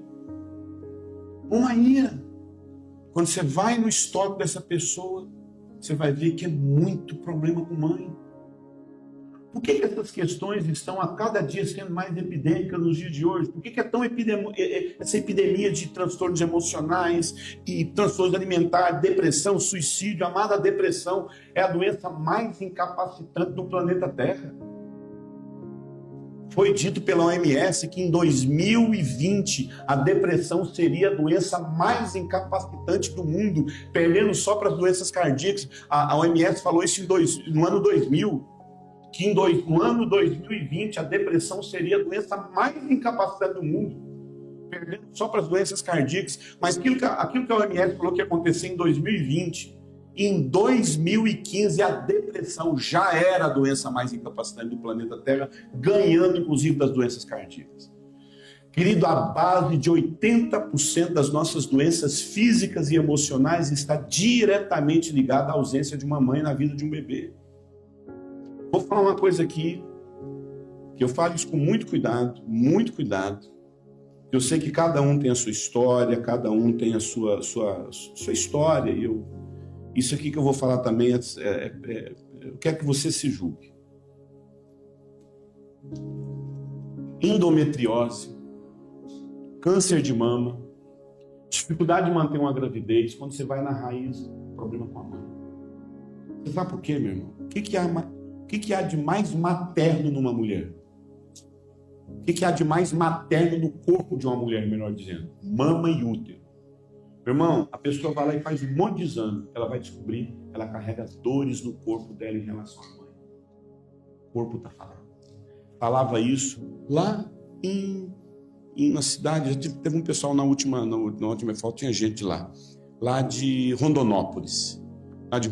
Ministrava isso em Rondonópolis. Por uma vez, na segunda vez, uma mulher falou: pastor, sabe quando o senhor falou a respeito de mãe aqui? O senhor falou de se conectar com a mãe, perdoar a mãe, parar de criticar a mãe. Pastor, eu critiquei a minha mãe a vida inteira. Eu tenho 40 anos, eu tenho 35 anos de idade. Eu sou casada, pastor, há quase 15 anos, quase 12 anos. Eu nunca consegui engravidar. E não tem nenhum problema, não consegui engravidar. Naquele dia, pastor, eu queria ir lá para minha mãe. Eu não queria lá criticar minha mãe, porque é isso que a gente faz, amado. Quando eu falo de perdoar pai, eu não estou falando de perdoar com a boca, honrar pai, não é isso. Honrar pai e mãe no coração. No coração. Lá no seu coração. Parar de criticar seus pais, parar de julgar seus pais, parar de apontar erros nos seus pais. E naquele dia, pastor, eu queria ir lá na casa da minha mãe só para estar com ela. Eu não estava lá para criticar ela da maneira como ela faz comida, da maneira como ela cuida da casa. Não estou ali para criticar. Eu só estou lá naquele lugar para amar minha mãe, para ver. E eu fui lá, abracei minha mãe, arrumei a casa dela sem criticar. Pastor, naquela semana eu engravidei. Eu estou aqui para testemunhar para o senhor. Naquela semana eu engravidei. E ela mostrou o bebê dela e falou: eu estou grávida de novo. Depois de um ano que eu voltei lá. Amado, tá vendo? Escute. Pare de criticar sua mãe. Pare de julgar. Para de colocá-la no lugar onde você pega a sua régua do julgamento e fica medindo o amor dela. Ela não me amou o suficiente. Posso falar uma coisa para você? Você só está vivo porque sua mãe quis. Pastor, ela tentou me abortar. Tentou. E se uma mulher quiser, ela consegue. Vou falar uma coisa para você. Toda mulher consegue interromper uma gravidez. Se você não morreu, é porque ela quis. Nem que seja no inconsciente dela, ela quis que você nascesse. E se reconciliar com sua mãe, amado, é um dos maiores segredos para a sua vida, para cuidar de você, para você se amar. Pare de julgar sua mãe pelo casamento horrível que ela teve, pelas escolhas erradas que ela fez na vida. Alguém chegou para mim e falou: pastor, o senhor está falando sobre família aí? Eu não tinha ministrado ainda sobre pais. Eu decidi, tudo que o meu pai e minha mãe fez de errado comigo, eu vou fazer certo com meus filhos. Eu falei: então você está criando seus filhos baseado numa honra ou numa crítica? Numa crítica. Você tem como filosofia cuidar dos seus filhos a partir de uma crítica. Por favor, pare de dizer que você faria melhor. Que o que ela fez não foi bom. Uma mulher que critica e julga sua mãe, critica e julga o seu feminino. Por isso que a mulher de hoje, irmão, escute, não suporta viver casada. Quantos filhos as nossas avós tinham? 10, 15, 20 filhos. Elas terminavam a vida odiando esses filhos, odiando esses netos, ou amando todo mundo perto deles. Vou te dar uma prova como as mulheres hoje não têm a força da sua mãe e criticam suas mães. Qualquer pessoa que trabalha com aconselhamento com casais sabe quando é que começa a crise no casamento. No primeiro filho. Aonde começa a maioria das depressões das mulheres? No primeiro filho. Por quê? Porque a mulher não tem força para ter filho. Por que ela não tem força? Porque ela critica a mãe dela, julga a mãe dela. Todas as vezes que você critica e fala mal da sua mãe, você perde a força do seu feminino. Você perde a capacidade daquilo que Deus te deu. Mas Deus, como é que a gente cura essa mãe? Primeiro, aceita ela do jeito que ela é. Eu estou nessa fase aí. De vez em quando vem um julgamento dentro de mim, assim, sabe?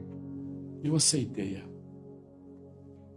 Eu aceitei ela. E quando eu aceitei minha mãe, eu parei de colocar os anos no lugar de mãe. Eu aceitei minha mãe. Segunda coisa.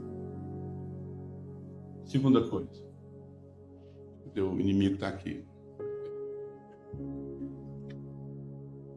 Seja grato pela vida.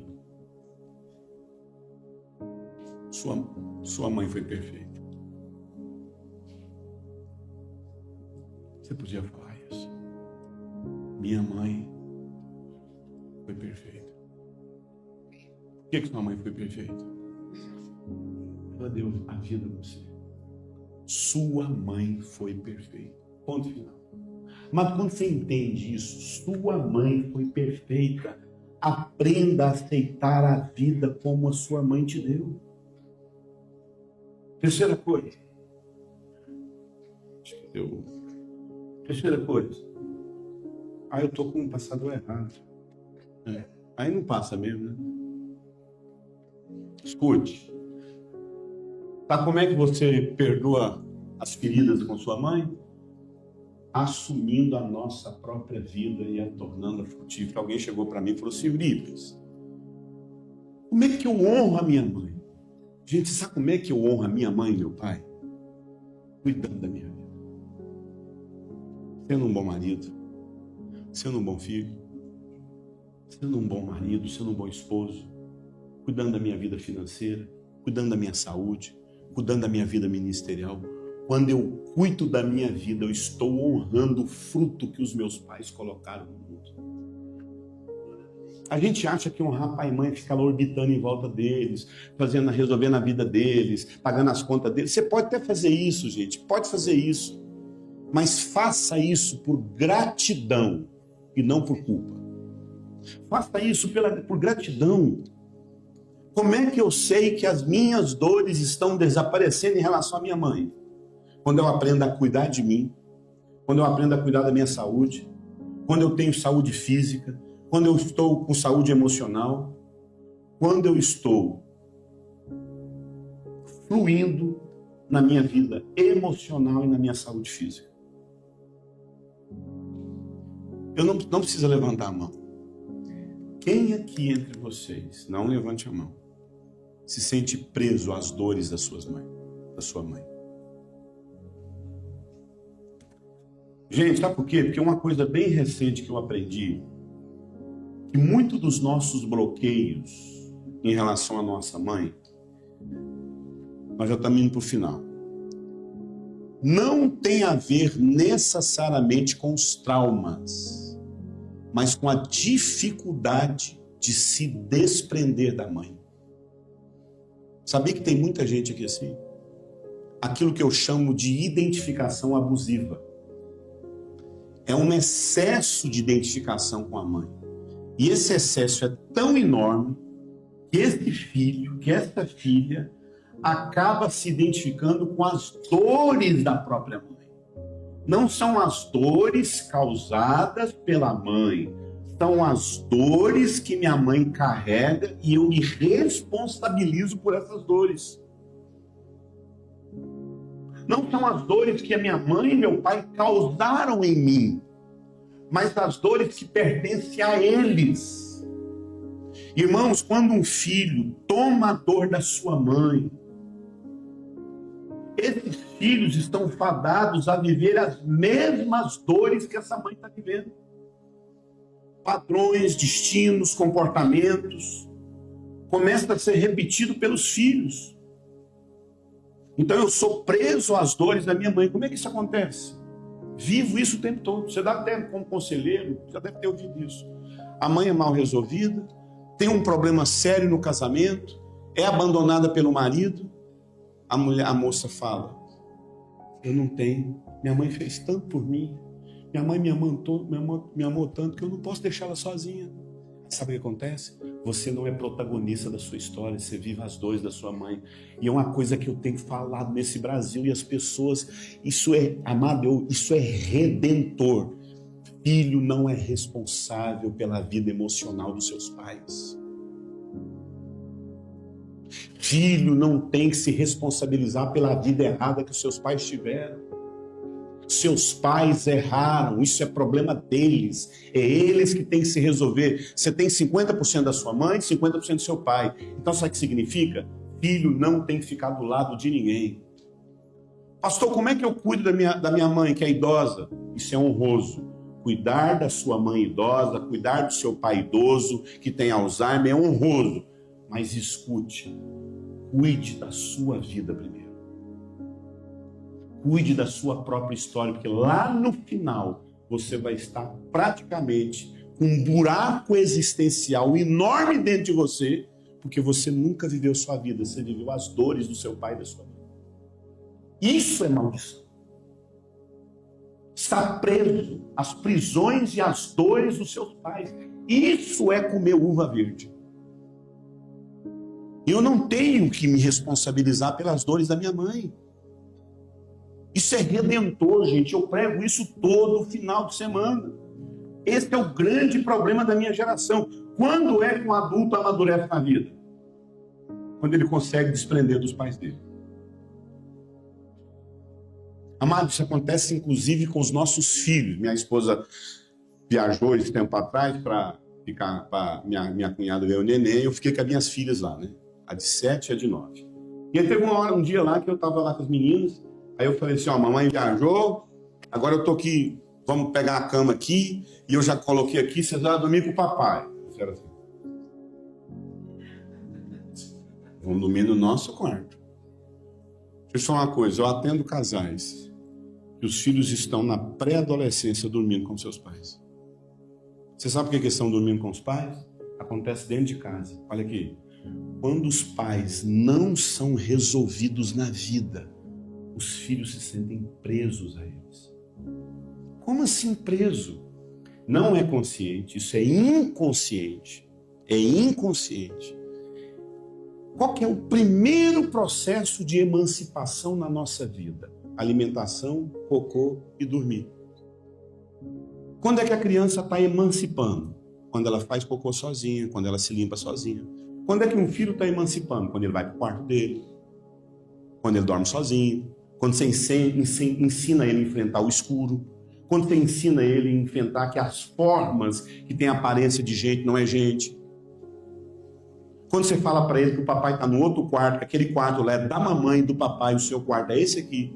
Quando é que seu filho está emancipando na vida? Quando ele sabe comer sozinho.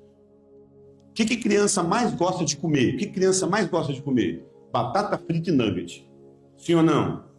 E você vai dar batata frita e nugget para seu filho? Você tem que colocar alimentos que vão ajudar em todo o organismo dele. Sim ou não? Pois é, escute. Eu tenho percebido que filhos que estão presos aos seus pais mal resolvidos, quando os pais não se resolvem como casal, esse processo até dentro de casa não acontece. Fica preso. Filho que dorme na cama dos seus pais estão denunciando a vida frustrada que o casal tem. Filhos que não conseguem ir para a vida, ir para o outro quarto, comer sozinho, se emancipar, está denunciando que está preso aos pais, eles estão presos. Gente, quando é que um homem e uma mulher estão assim, bem, no seu casamento, conectados? Quando os filhos vão embora. Eu vou falar um diagnóstico aqui sistêmico, difícil de ouvir, mas eu gostaria que você levasse em consideração que possivelmente eu esteja certo.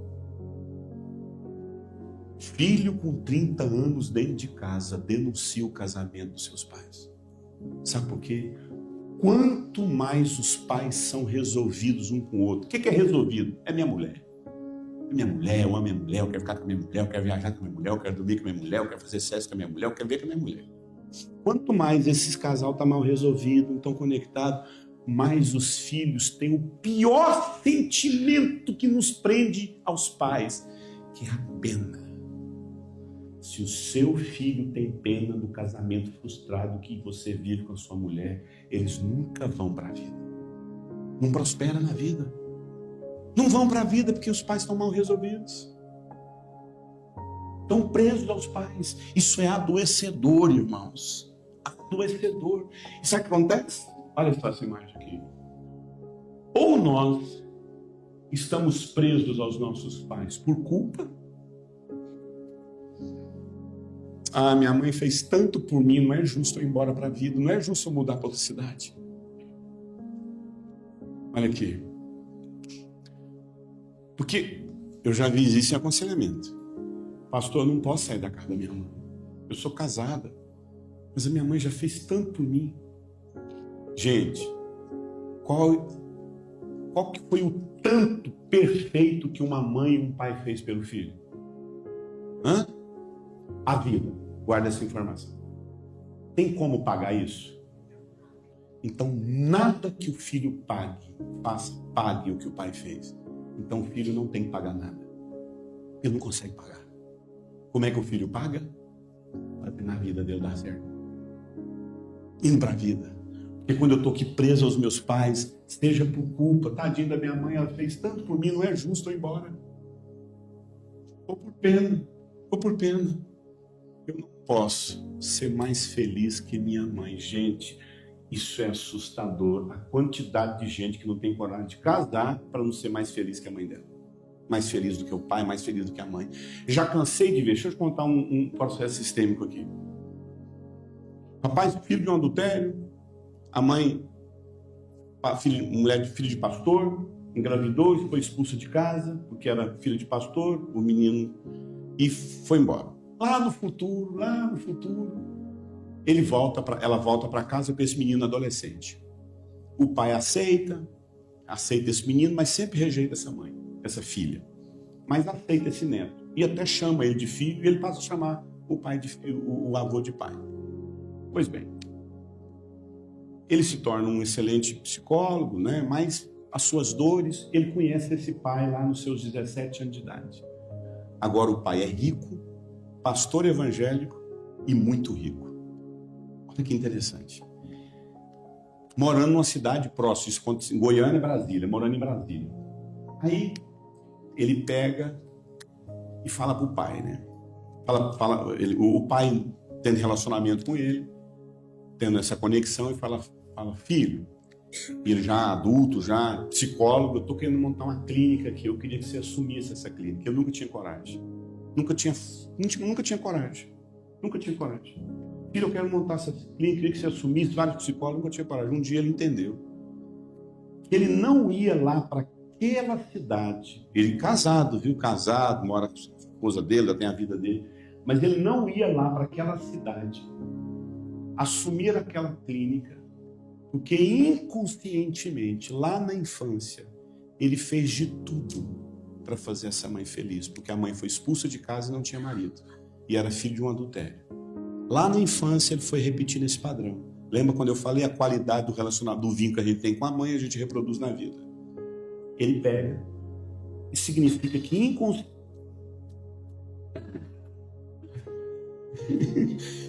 inconscientemente, ele não tinha coragem de ir para Brasília. Você sabe por quê? Que se ele fizesse isso, ele ia fazer o quê? Trair a mãe dele. Mas a mãe dele tem essa preocupação? Ele tem essa responsabilidade? Não. Toda criança é leal aos seus pais. E muitas das vezes um menino, por lealdade à mãe, não vai para o pai para não deixar a mãe triste. Só que ele leva isso para a vida. Ele nunca vai para a vida profissional, ele nunca vai para o empreendedorismo, ele nunca é lançado na vida, porque ele está preso à lealdade que ele teve na infância com a mãe.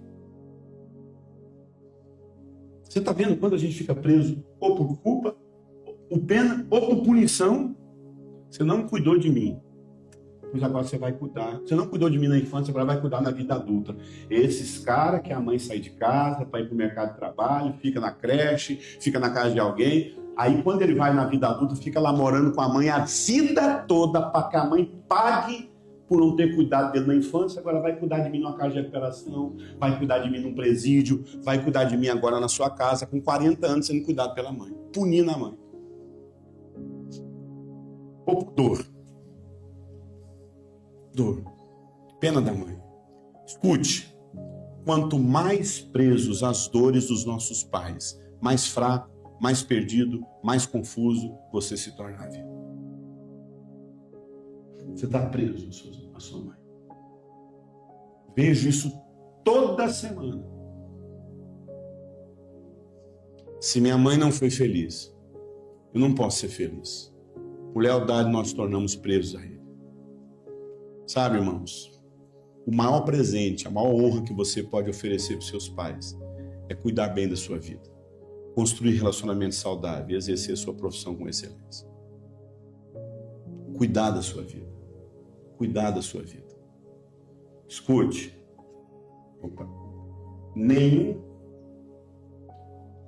Nenhum filho tem a capacidade de resolver, preencher ou se responsabilizar pelas frustrações e vazios de seus pais. Tem um vídeo que eu esqueci de ver isso, não tem como passar. Cabo de áudio. Tem um vídeo na internet de um rapaz que chega assim e fala assim: pai, eu tô querendo ir lá para 2000. Aí o pai fala: vem, caipira. Vai não, filho. Papai não consegue viver sem você. Quem viu esse vídeo aí? Papai não consegue fazer o seguinte. Isso é um homem já feito lá. O cara deve ter uns 20, 30 anos. Seguinte, filho, nós não vamos sair de casa. Para você visitar seus primos lá na cidade, você vai comigo e com a mamãe. A gente vai com você e você volta, porque a gente não vive sem você. É muito provável que esse casal tenha uma vida infeliz. E os filhos estão presos às dores dos seus pais. Não consegue ir para a vida. Não consegue. Por que você é tão insatisfeito na vida? Por que você é tão infrutífero? Você não tem prazer na sua vida. Você não consegue viver a vida. Possivelmente.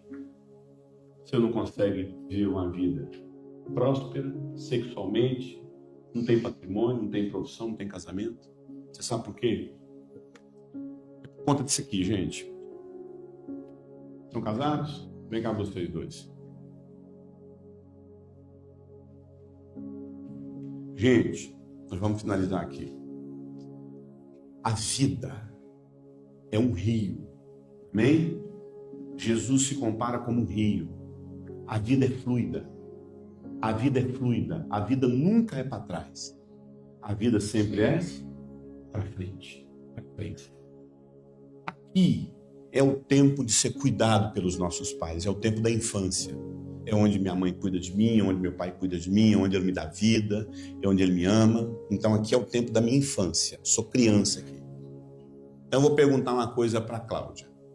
Cláudia, o Thomas faz sexo? Hã? O Thomas tem dinheiro? O Thomas tem patrimônio? O Thomas tem profissão? Por que ele não tem? Porque ele é criança. Deixa eu falar uma coisa. Todas as vezes que você fica pairando em volta dos seus pais, você vai para o lugar de criança. Por isso você não tem nada na vida. Você está no lugar errado. Você está na infância. Se você está aqui, mamãe, cuida de mim. Você não tem dinheiro, você não faz sexo, você não faz sexo. Você não tem vida sexual com sua esposa, você não tem dinheiro, você não tem patrimônio, você não tem nada. Você está aqui no lugar de criança. E no lugar de criança, meu irmão, só recebe. Nunca produz. Qual que é o lugar da vida? Embora para a vida. Cuidar, ser protagonista da própria história, cuidar da própria vida, fazer sua vida dar certo. Olhar para esses pais grato. Sou grato, mãe. Sou grato, pai. Sabe, mãe? A senhora não conseguiu ser o que eu espero. Mas eu vou ser um filho que vou honrar o seu fruto. Sabe, pai? Obrigado pela sua semente. E eu vou fazer seu fruto dar certo. Me viro e vou para a vida. E deixo os meus pais em paz. Pronto, não devo nada. E nem consigo pagar. João Pedro nunca vai conseguir pagar. Gabriel, Bárbara, nunca vai conseguir pagar. Gente, o que a Cláudia vive de abrir mão de tantas coisas, de cansaço, esgotamento. A Cláudia sempre atrás contando que ela ia ministrar, amamentando com o Thomas, chegou na cidade. Lembra você contando lá em Campo Grande? O que as nossas mães passam, gente, de noite. Amado, quem fez isso por nós? Os caras chegam assim: pastor, minha mulher não cuida de mim. Glória a Deus. As mulheres, eu não sei porque a mulher fala que não é minha empregada. Eu, glória a Deus, irmão. Mulher não é empregada de homem, minha mãe é sua mãe. Sabe por quê? Mãe cuida, ainda se sente culpada. Mulher não tem que se sentir culpada, não, meu irmão. E muitas vezes o homem não consegue cuidar de uma esposa, porque a régua dele é quem? A mãezinha dele. Então ele mede a mulher dele pela mãe dele. Está preso a quem? Amado, até com aquilo que a sua mãe fez de bom por você e o seu pai fez de bom, você tem que desligar disso. Obrigado, querido. Gente, faz sentido ouvir isso? Agora eu queria fazer essa pergunta para você. Quem aqui se sente preso aos seus pais? Não, sinceramente. Quando você ouve o que você ouviu aqui, quem aqui se sente preso à sua mãe? Seja por dor, seja por culpa. Parece que não é justo você ser feliz e sua mãe não ser. Sei lá. Quem aqui entre vocês, agora eu quero que você se manifeste, e se sente preso à sua mãe, levante a mão. Quem que se sente preso aos seus pais, de alguma forma? Se sente preso. Quem aqui? Levante a mão. Fique em pé vocês, por favor. Fique em pé. Mais alguém? Eu me sinto preso da minha mãe. Eu me sinto preso ao meu pai. Quem aqui se sente? Feche seus olhos. Eu gostaria que você imaginasse seus pais na sua frente. Você quer imaginar só sua mãe, pode imaginar. Seu pai, eu não sei quem que você sente preso. Eu gostaria que você repetisse comigo essas palavras. Diga comigo. Eu sei que vocês não prosperaram na vida. Eu sei que vocês tomaram decisões erradas. Vocês discutiam o tempo todo. E eram infelizes na vida. E até hoje eu julguei vocês por isso. Até hoje eu tive pena de vocês. Mãe, muitas das vezes eu tomei as dores do meu pai e te julguei e te condenei. Pai, muitas das vezes eu tomei as dores da minha mãe e te julguei e te condenei.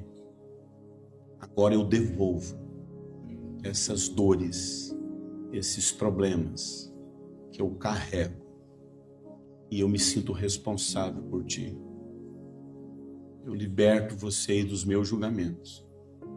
Eu liberto vocês das minhas expectativas. Eu decido esperar que vocês façam algo por mim. Papai e mamãe, vocês não precisam cuidar de mim. Eu sou maduro e eu sei cuidar de mim. Eu não sou criança.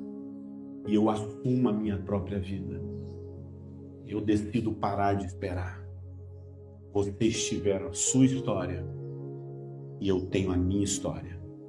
Eu liberto vocês de todas as minhas expectativas. Vocês não me devem nada. Eu desisto de te salvar, mãe. Eu desisto de te salvar, pai.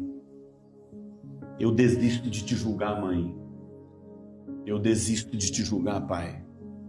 Eu saio desse lugar e eu assumo o meu lugar na minha própria vida e história. Eu olho para aquilo que vocês já me deram e eu sou grato. Mãe e pai, eu me desligo de vocês. Eu me desprendo de vocês. Olha aqui para mim. A única obediência que vocês devem a Deus. Vocês não são crianças. Vocês não precisam se sentir culpados por frustrar os pais de vocês, por não suprir as expectativas. Isso é coisa de criança. Isso não é coisa de adulto. Adulto é responsável pela sua própria vida. Isso é uma luta que as pessoas vivem. Sabe o que eu acabei de fazer isso aqui? Um atendimento, uma oração que a gente vai fazer lá no atendimento. Para você entender o quanto as pessoas estão presas aos seus pais. Seja por dor, obrigado, querido. Seja por dor, seja por culpa, seja por punição. Amém, queridos? Eu não sei como é que está seu coração em relação à sua mãe ou seu pai. Eu só sei o seguinte, gente. O maior segredo da vida é quando você sabe cuidar de você mesmo. É quando você é responsável pela sua própria vida. Sem precisar de papai e mamãe. É fazer o fruto dar certo.